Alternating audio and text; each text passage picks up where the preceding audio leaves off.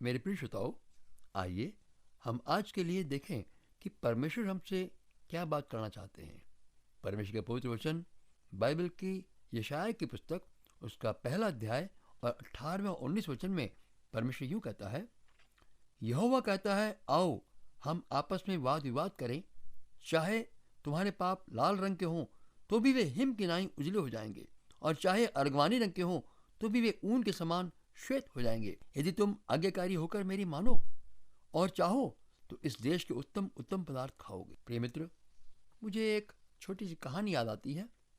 एक चित्रकार था जो कि हमेशा नई प्रकार की तस्वीर बनाता था। एक बार वो शाम को घूमते हुए बाजार से जा रहा था। एक भिखारी को देखा। गरीबी से दुर्दशा में पड़े व्यक्ति को देखकर उसके जीवन की सारी कहानी को वो एक तस्वीर में उतारना चाहता था। इसलिए चित्रकार के निकट जाकर प्यार से बातें करने लगा और कहा, प्रिय मित्र, ये लो 100 रुपए। कल तुम यहाँ पर बैठने की जगह मेरे पास आ जाना, कुछ काम है।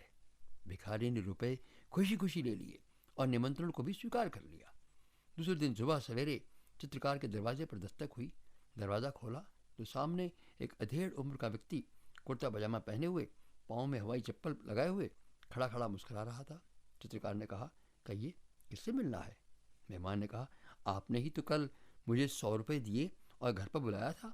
100 रुपये से मैंने बाहर जाकर साफ कपड़े पहन लिए, क्योंकि आप जैसे बड़े साहब ने मुझे बुलाया था। आज मैं भीख मांगने नहीं गया। चित्रकार ने दुखी होकर कहा, मित्र, आपने तो मेरी आशा पर पानी फेर दिया। मैंने आपकी उस बिगड़ी हालत को अपनी कलाकारी से ऐसे चित्र में खींच देना था कि मेरी कारीगरी की पहचान उस चित्र द्वारा होती। वो तुम्हारी बिगड़ी हालत को हमेशा के लिए दूर करके तुम नए सिरे से जीवन आरंभ कर सकते थे। जब स्वयं ही आपने 100 रुपये में अपने कपड़े पहनकर लिबास बदलते ही दिल में तसल्ली कर ली, तो मेरा काम आपसे खत्म हो गया। वह हमेशा के लिए गरीबी में ही तुम्हें रहना पड़ेगा। आज हम जो इस दुनिया में चल फिर रहे हैं, झूठे आनंद में भटके हुए, धोखा खाए हुए हैं, अपनी वास्तविकता से अनजान हैं, कंगाल से भी कंगाल हैं, लेकिन अनजान हैं अपनी कंगाली से। जैसे बिल्ली को देखकर कबूतर और चकोर आंखें बंद करके सोचते हैं, मुझे कोई नहीं देख रहा, और अगले क्षण में बिल्ली झपट्टा मारकर जीवन खत्म कर देती है। वैसे ही हम अपने जीवन के अंदर बढ़ रही कोढ़ की बीमारी के प्रति निश्चिंत रहकर सोचते हैं, सब ठीक है, भीतर ही भीतर घुल घुल कर खत्म हुए जाते हैं। लेकिन बस कुछ सेवा कर्म करके, दान पूजा करके, उस भिखारी की तरह साफ कपड़े पहनकर सोच लेते हैं, हमारा सारा मैल दूर हो गया, पाप टल जाएगा, मोक्ष मिल ही जाएगा। आत्मा की जलती आग पर पानी डालकर बुझा देते हैं। सत्य की प्यास को वह किसी न किसी धर्म कर्म के कपड़े पहनाकर अपने को भक्त कहलाने में बड़प्पन व बुजुर्गी महसूस करते हैं। हमारी धार्मिक पुस्तकें स्पष्ट कहती हैं कि हम अपना मन शुद्ध नहीं कर सकते। वह बगैर शुद्ध मन के परमेश्वर से मिल नहीं सकते। परमेश्वर का वचन हमें साफ साफ दिखाता है कि अगर हम अंधे होते तो पापी न ठहरते, पर यदि हम कहते हैं कि हम देखते हैं, हम धर्मी हैं, हमें मालूम है, तो हम अपने वचनों के अनुसार ही दोषी ठहरेंगे। हमें अपनी औकात नहीं भूलनी चाहिए कि हमारा अस्तित्व क्या है। पानी का बुलबुला, कितनी ही बड़ी सेना का मुखिया क्यों ना हो, तलवार या कोई गोली, दिल का फेल होना या मात्र पाँव का फिसल जाना ही काफ़ी होता है आखिरी सांस लेने के लिए। परमेश्वर का दास कहता है, मुझे अपने दिन गिनना सिखा दे कि मैं जान लूं कि मैं कितना अनित्य हूँ। आपके पास संसारिक सुख तो है, पर फिर भी जीवन में एक सूनापन क्यों, अकेलापन, खोए खोए से क्यों? वास्तविक में आप अपने रचयिता से पीठ फेर कर चल रहे घर से बेघर कंगाल हैं।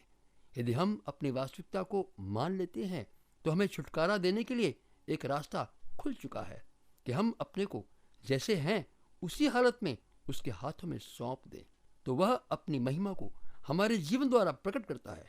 वह कहता है, मैं धर्मियों को नहीं, पापियों को बचाने आया हूँ।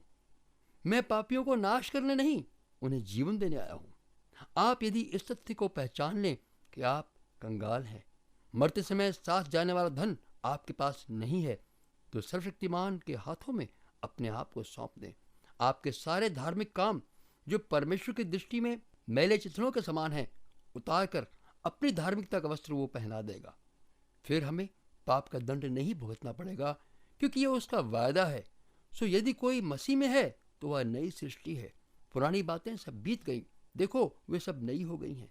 जब हम अपने पापों की क्षमा पा लेते हैं तो हमारा जीवन नया हो गया, हृदय बदल गया, बीता हुआ जीवन का हिसाब खत्म, एक नया आरंभ। जीवन को फिर से नए सिरे से जीना आरंभ कर सकते हैं। जीवन में सुधार लाने से कुछ न बन पड़ेगा, बल्कि इस प्रकार से नया आत्मिक जन्म आवश्यक है। इस नए जीवन में हमने परमेश्वर की धार्मिकता की ओढ़नी पहननी है। समाज से पाए धर्म से छुटकारा पाकर सच्चे पिता परमेश्वर के धर्म को अपनाया है, वास्तव में धार्मिकता को अपनाया है। वह कैसे? वह यूं कि हमारे पापों को उठाने वाला मसीहा यानी परमेश्वर का अभिषेक किया हुआ हमारे पापों की सजा चुकाने के लिए वह मर गया। मारे जाने से पहले उसे नंगा कर दिया। जी हाँ, वो हमारे नंगेपन को ढकने के लिए था कि हमें धार्मिकता का वस्त्र पहना दे। मरकर गाड़े जाने के बाद तीसरे दिन हमें धर्मी ठहराने के लिए वह जी उठा।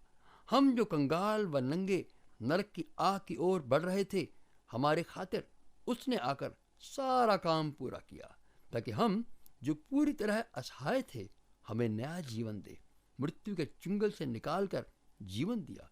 इस प्रकार एक बार धर्मी ठहर कर हमें पापी जीवन का दंड भुगतना नहीं पड़ेगा, क्योंकि यही तो उसने वादा किया कि जो मसीह के शरण आ गया धर्मी ठहरा। धर्मी ठहरा यानी निर्दोष ठहरा, नादान ठहरा, नया मनुष्य बन गया। नए सिरे से जीवन बिताकर स्वर्ग के मार्ग पर यहीं से चलना हम आरंभ करते हैं। अब जीवन में अंधविश्वास का अंधकार नहीं रहता, पाप के मार्ग से घृणा हो जाती है। ये पहचान है छुटकारे की। यीशु मसीह अर्थात जीवनदाता, मुक्तिदाता हमारे कंगालपन को दूर कर हमारी नई तस्वीर बनाता है कि अपनी हस्तकला को हमारे जीवन द्वारा प्रकट करे, अपनी महिमा प्रकट करके हमारे जीवन को खुशहाल बनाना चाहता है। उस भिखारी की तरह चंद चांदी सोने के टुकड़े जैसे नाशवान चमक धमक के चक्कर में फंसकर सत्य की ज्योति पाने से दूर न भटक जाएं। सो अब जो मसीह में है उस पर दंड की आज्ञा नहीं। अपनी हालत पर तरस खाकर धोखे में न खो जाएं और बुड़बुड़ाने लगें, हमारी किस्मत में यूं ही मर जाना लिखा है। अपनी किस्मत कहाँ कि परमेश्वर से मिलकर उसकी संतान बने, धर्मी ठहर सके।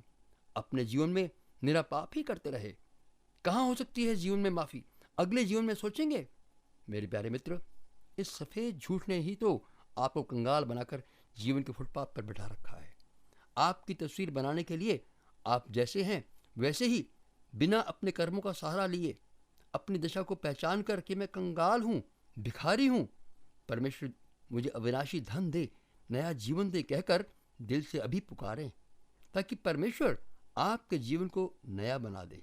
अभी से वह कार्य आरंभ कर देगा। जैसे ही आप मन से मानकर मुंह से कहेंगे, परमेश्वर अपने हाथों में आपको ले लेगा। वह आपके जीवन को नई तस्वीर बना देगा, क्योंकि रचयिता वह स्वयं है। अपनी संगति में लेकर अपनी शांति से भर दे, ऐसी प्रार्थना करें। आज वह आपको भी अवसर देने आपके पास आया है। उसे स्वीकार कीजिए, कहीं देर ना हो जाए। आइए प्रार्थना करें। दयालु परमेश्वर, मैंने जान लिया कि मेरा मन मैला है।